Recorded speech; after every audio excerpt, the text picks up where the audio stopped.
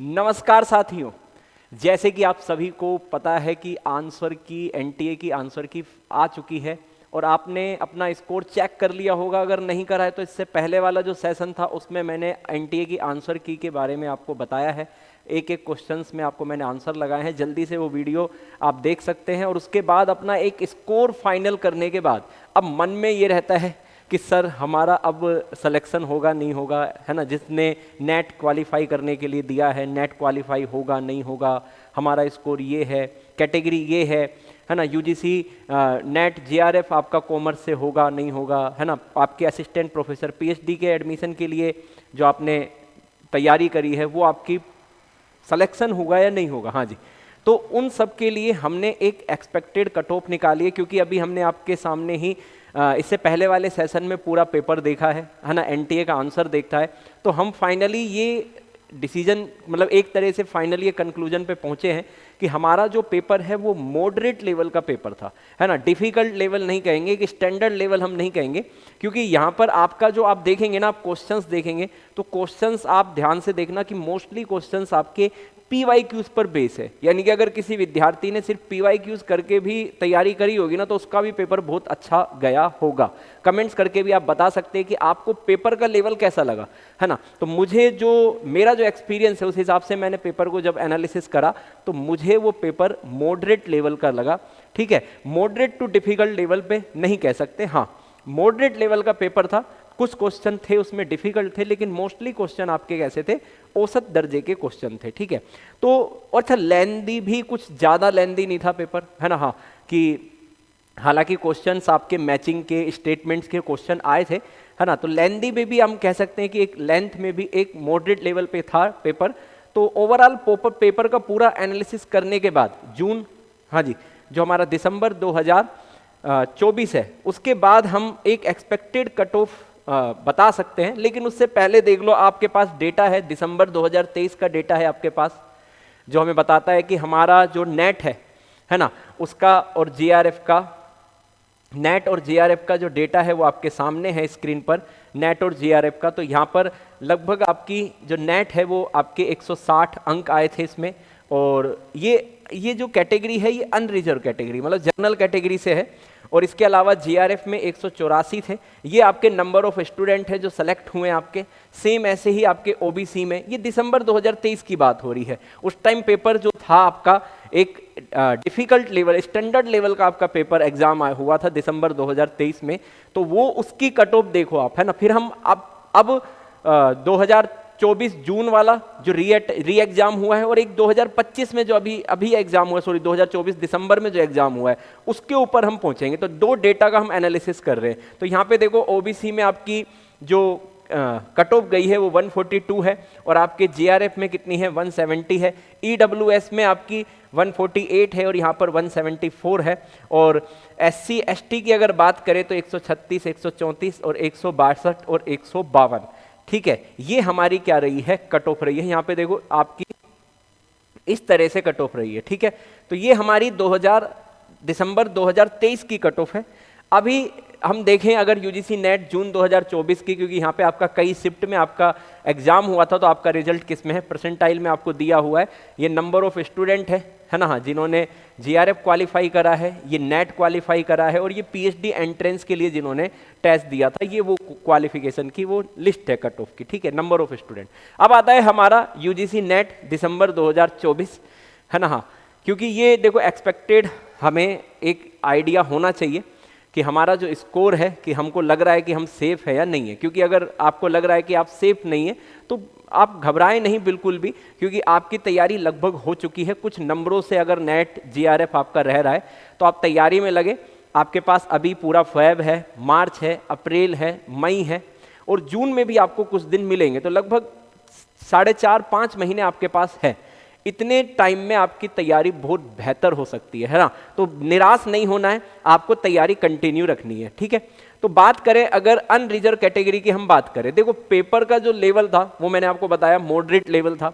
लेंदी भी बहुत ज़्यादा लेंदी नहीं था पेपर, ठीक है, हर तरह के आपके क्वेश्चन आए हुए थे, है ना, मैचिंग के क्वेश्चन थे, स्टेटमेंट्स के क्वेश्चन थे, स्टेटमेंट कॉम्बिनेशन के क्वेश्चन थे, और सिंपल कॉन्सेप्ट वाले भी क्वेश्चन थे, ठीक है। न्यूमेरिकल आपके क्वेश्चंस कम थे, थ्योरी बेस्ड पेपर ज़्यादा था आपका, सेक्शंस बहुत ज़्यादा पूछी गई थी, इनकम टैक्स से, लॉ से आपकी सेक्शन पूछी गई थी। तो ओवरऑल एनालिसिस करने के बाद अगर आप जर्नल कैटेगरी से और आप जेआरएफ में देख रहे हैं कि आपका सिलेक्शन होगा या नहीं होगा, तो हमारी जो एक्सपेक्टेड कट ऑफ है वो मेरे हिसाब से आपकी 100+ आपके क्वेश्चंस जाने चाहिए, 100+ क्वेश्चंस आपके सही होने चाहिए, तभी आपका जेआरएफ हो पाएगा, ठीक है। 100+, 100 से नीचे तो शायद ही जाएगी, 100 से ऊपर ही रहेगी, और लगभग आपके 200 अंक हो गए। तो मैं क्वेश्चंस में आपको बता देता हूं, आप उसको इनटू कर लेना 2 से, तो आपको पता लग जाएगा, परसेंटेज निकाल के देख लेना। तो यहां पर आपका 100 तक मेरे को लग रहा है कि 100 तक जाना चाहिए। अच्छा, नेट में अगर मैं देखूं तो नेट में लगभग, अब देखो कंपटीशन आपका बढ़ चुका है ना, तो नेट में 90 तक आपकी कट ऑफ जाएगी। अगर आप नेट क्वालिफाई कर रहे हैं तो आपकी कट ऑफ कितनी रहेगी, 90 क्वेश्चन आपके सही होने चाहिए, ठीक है। और अगर पीएचडी की अगर मैं बात करूं तो पीएचडी में लगभग ये जाना चाहिए मेरे हिसाब से 85 के आसपास। जल्दी से बताओ, तो ये हमारी जर्नल कैटेगरी की कट ऑफ है, ठीक है। किसकी है, जर्नल कैटेगरी की हमारी कट ऑफ है, क्लियर है, हाँ जी। दूसरा आता है हमारी, इसी में ही कैटेगरी आती है आपकी, ओबीएस कैटेगरी आती है, हाँ जी। ओबीएस कैटेगरी में क्या रहेगा, तो ओबीएस कैटेगरी में आप इसमें लगभग 95 क्वेश्चन आप मान सकते हैं कि 95 क्वेश्चन आपके सही होने चाहिए, ठीक है, ओबीएस कैटेगरी में।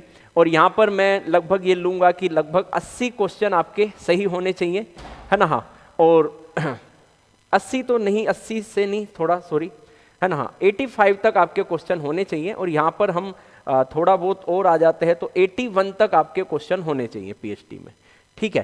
तो ये हमारी किसकी हो गई, ये हमारी हो गई है ओबीसी की। ओबीसी वाले नोट करेंगे फटाफट से, ये हमारी कट ऑफ जाने वाली है ओबीसी में, क्लियर है, जल्दी से बताओ, हाँ जी।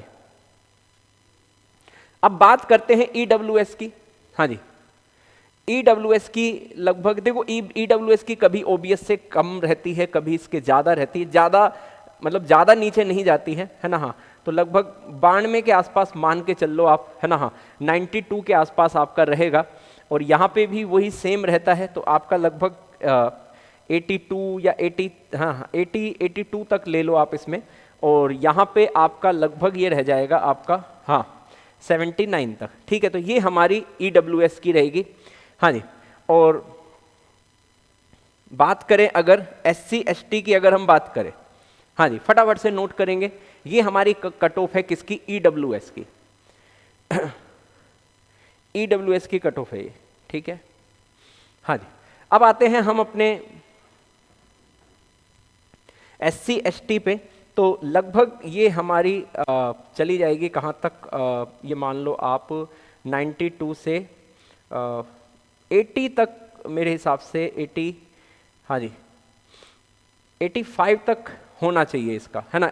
जो आपकी एससी कैटेगरी है, जो एससी कैटेगरी है, जो एसटी कैटेगरी है, तो एससी कैटेगरी में आपका कितना ऐड होना चाहिए इसमें, लगभग 85 या 88, है ना, हाँ। लास्ट ये मान लो कि लास्ट आपका 85 तक रहेगा, 85 तक, तो आप इसको 88 कर लीजिए, है ना, हाँ। लास्ट आपका मतलब 85 तक रहेगा। तो ये आपकी जीआरएफ की हो गई। अनरिजर्व कैटेगरी 100+ क्वेश्चन सही होने चाहिए आपके। ओबीसी कैटेगरी 95 क्वेश्चन आपके सही होने चाहिए। ईडब्ल्यूएस ये लगभग ऊपर नीचे होते रहते हैं ना, हाँ, थोड़े बहुत इनमें कभी ये ईडब्ल्यूएस ज़्यादा होती है, जैसे अभी 2023 का आपने दिसंबर का देखा, ईडब्ल्यूएस की ज़्यादा थी, ओबीएस की कम थी, ठीक है। ये इनमें ज़्यादा गैप आपको देखने को नहीं मिलेगा, ठीक है। फिर एससी एसटी की ये मैंने आपको बता दी, लास्ट आपका ये 85 रहेगा, ये जीआरएफ के लिए। क्योंकि अब देखो, अब कंपटीशन आपका बहुत ज़्यादा बढ़ चुका है ना, हाँ। आपका पेपर का जो लेवल है वो मॉडरेट आ रहा है। इससे पहले वाला आपका जो री एग्ज़ाम हुआ था, और ये जो एग्ज़ाम हुआ है अभी जून और दिसंबर, है ना, जून वाला सितंबर में हुआ था, तो जून और दिसंबर का जो एग्ज़ाम है उसको दोनों को देखते हुए, दोनों में हमने देखा है कि पीवाईक्यूज बेस्ड क्वेश्चन ज़्यादा पूछे जा रहे हैं। तो जब पीवाईक्यू बेस्ड क्वेश्चन पूछते हैं तो हर बच्चा यूजीसी नेट का एटलीस्ट वो पीवाईक्यूज तो करके ही जाता है ना, हाँ, करके ही जाता है, नहीं जाता। तो इसलिए मैं ये बता रहा हूँ कि अब जो आपकी कट ऑफ है वो थोड़ी हाई रहने वाली है, तो इसको थोड़ा सा नोट करना, है ना। अब पहले जैसा खेल नहीं होने वाला है, क्लियर है, हाँ जी। चलो यहाँ पे हम पीएचडी में ले लेते हैं, यहाँ पर आपका 75 और यहाँ पे हम 70 तक इस पे टिक जाते हैं, और ये 82 है तो आपका लगभग ये 75 तक आपका रहेगा नेट का, ठीक है। और यहाँ पे हम ले सकते हैं लगभग आपका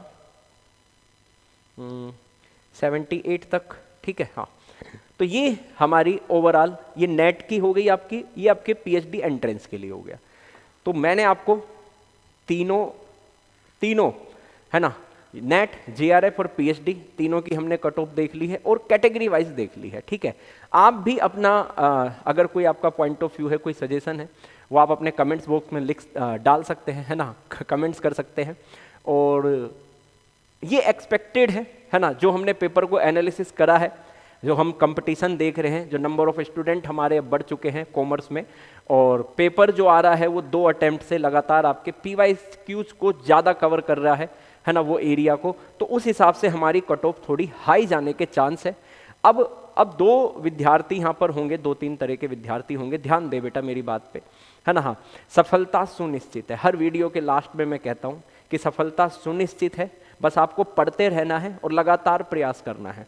अभी देखो, अभी ये आपके सामने एक एक्सपेक्टेड कट ऑफ हो गई, स्कोर आपने मैच कर लिया एनटीए की आंसर की से, अब स्कोर से आपने एक्सपेक्टेड से अनुमान लगा लिया कि भाई हम किस सेफ है या नहीं है, सीधी सी बात है। अब आपके दिमाग में क्या है, जीआरएफ करना है, नेट करना है, क्योंकि हर विद्यार्थी के दिमाग में जीआरएफ तो होता ही है कि जीआरएफ तो करना ही करना है। बाकी जीआरएफ नहीं होता तो वो सोचता है कि चलो कम से कम नेट या फिर पीएचडी एंट्रेंस तो निकलना ही चाहिए, ठीक है। तो यहाँ पे कई कैटेगरी के विद्यार्थी होंगे, किसी का जीआरएफ हो गया होगा, बेटा कॉन्ग्रेचुलेसन, आपको बहुत बहुत शुभकामनाएं।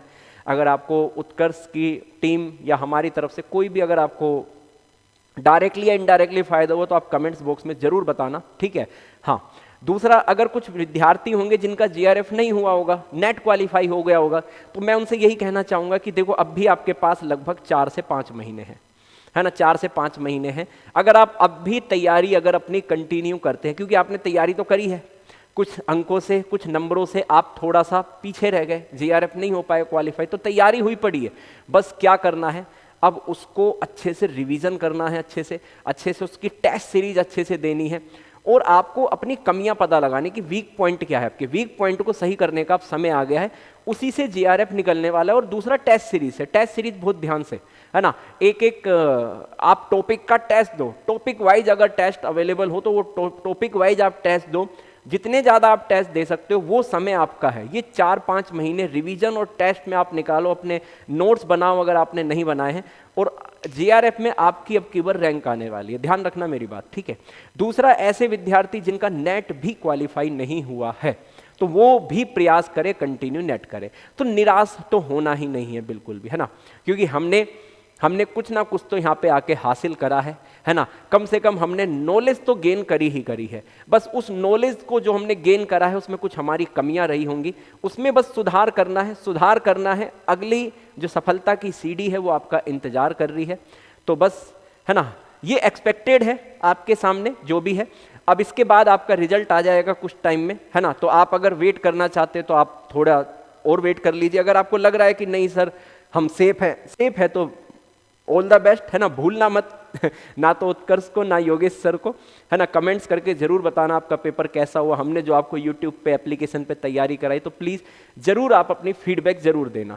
दूसरा, जो व्यक्ति लग रहे हैं कि सेफ नहीं है, उन्हें जो चाहिए था वो नहीं मिला है, तो उन्हें निराश नहीं होना है, उन्हें लगातार बस मेहनत करनी है ना। हाँ, क्योंकि कोशिश करने वालों की कभी हार नहीं होती। तो जय हिंद, जय भारत, मिलते हैं नेक्स्ट सेशन में, तब तक के लिए पढ़ते रहिए, आगे बढ़ते रहिए, क्योंकि सफलता सुनिश्चित है। Bye bye, take care.